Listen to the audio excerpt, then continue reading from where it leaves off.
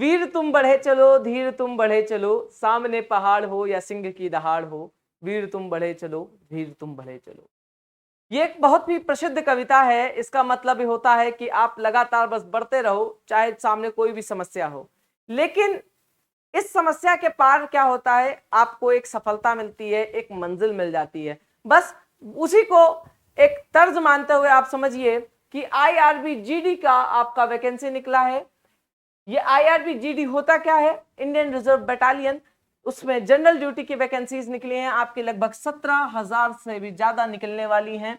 तो ये होंगी क्या, आपकी कांस्टेबल भर्तियां होंगी। तो ये इसका इस वीडियो में हम लोग देखेंगे कि आईआरबी जीडी का एग्जाम पैटर्न क्या है, एज क्या है, और उसके बाद आपका फिजिकल एफिशिएंसी टेस्ट क्या क्या होंगे, क्या क्या चीजें नहीं होंगी। उसके बाद हम लोग ये भी देखेंगे कि क्या आपका क्वालिफिकेशन मांगा है।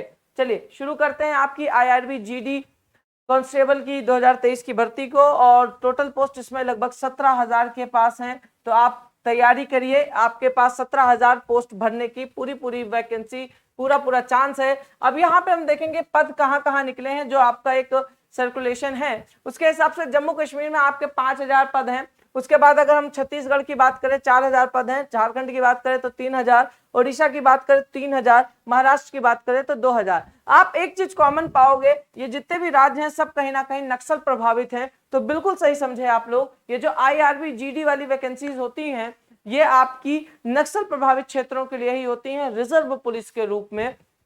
यहाँ पे क्या होता है, जितने भी आर्मी पर्सन्स होते हैं सब रिजर्व होते हैं। बाई चांस कभी एक्स्ट्रा इमरजेंसी में आपकी आवश्यकता पड़ जाए तो आपको बुलाने के लिए ये होगा। तो 17,000 से ज्यादा वैकेंसीज हैं, तो तैयारी करते रहिए। इसमें उम्र की बात अगर करें तो 18 मिनिमम मांगा है, 25 मैक्सिमम मांगा है। और अगर एक जनरल की बात करें कब से काउंट करेगा ये, तो 1/1/2023 से काउंट करेगा या फिर 1 जुलाई 2023 से काउंट ये करेगा। क्लियर बात है। आगे बढ़ते, शैक्षणिक योग्यता क्या मांगा है, बस और बस 10th पास मांगा है। कहा है कि बाबू तुम 10th पास हो जाओ, हम तुम्हारे लिए नौकरी ऐसे परोस कर लेके आए हैं, लो खा लो नौकरी।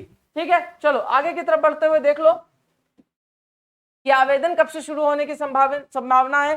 तो जुलाई से अगस्त के मध्य में कभी भी इसका फॉर्म आ सकता है और आपको ये फॉर्म भरने के लिए बहुत ही बढ़िया सुनहरा मौका मिलेगा।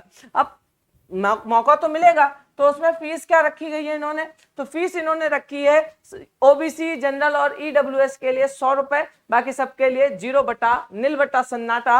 बस ये याद रखना, ये निल इस वैकेंसी में आपके लिए नहीं होना चाहिए, आपके पास एक संख्या होनी चाहिए आपकी पोस्ट की। आगे की तरफ बढ़ते हुए देखते हैं चयन प्रक्रिया क्या है। तो पहले आपका पीएमटी होगा, फिर पीईटी होगा, यानी पहले आपकी शारीरिक मापदंड लिया जाएगा कि आपकी चेस्ट 80 से 85 फूल रही है कि नहीं फूल रही है, महिलाओं के लिए नहीं होगा।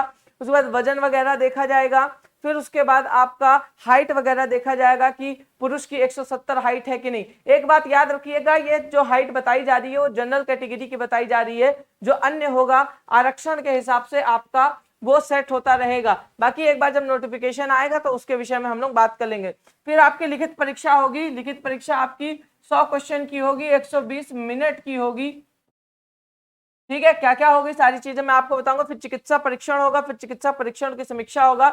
लंबाई जो मांगी है 170 मांगी है पुरुषों की, 157 मांगी है महिलाओं की। आरक्षण के हिसाब से कम हो सकता है अलग अलग क्षेत्रों का।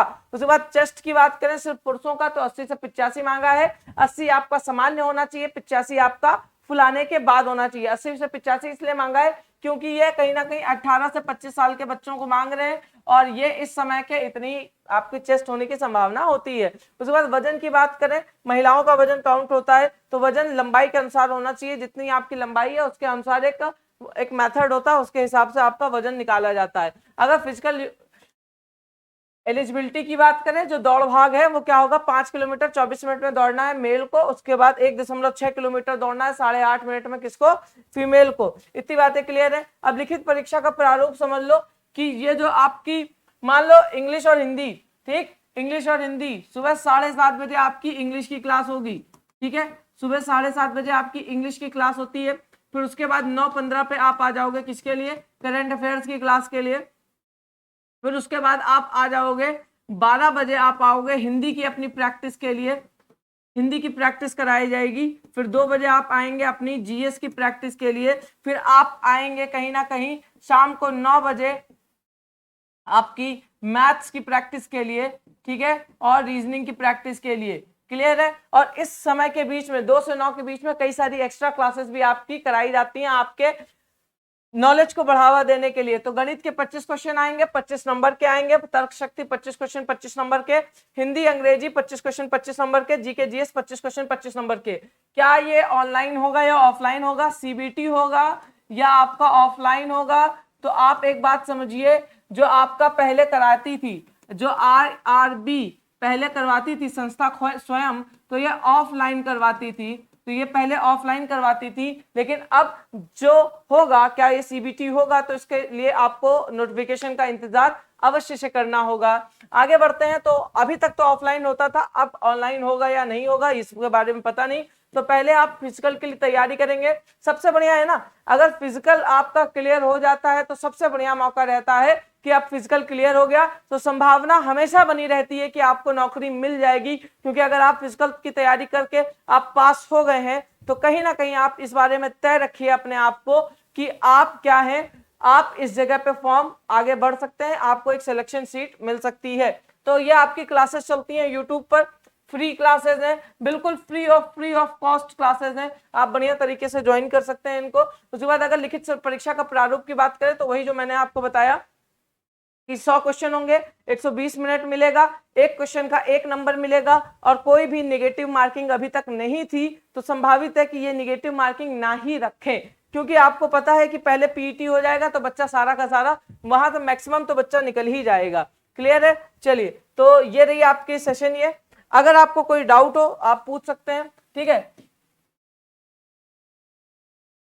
आप फोन कर सकते हैं हमारे नंबर्स पे एकेडमी के, या फिर आप हमें व्हाट्सएप कॉल कर सकते हैं या व्हाट्सएप कर सकते हैं, या इसी वीडियो के ऑफलाइन कमेंट में आप हमें मैसेज करके बता सकते हैं कि आपका कोई भी डाउट हो तो। ठीक है, मैक्सिमम मैंने डाउट क्लियर कर दिया, बाकी जब नोटिफिकेशन आएगा तो हम इस चीज को नोटिफिकेशन में भी आपका देख लेंगे। बाकी पेड बैच आपका आना है तो वो बिल्कुल जल्दी आएगा ताकि आपकी तैयारी और अच्छे से हो सके। ठीक है, चलिए, तो मेरे साथ जुड़े रहने के लिए आप सभी का हृदय से आभार। बने रहिए वर्धनम एकेडमी के साथ, क्योंकि अब मंजिल दूर नहीं।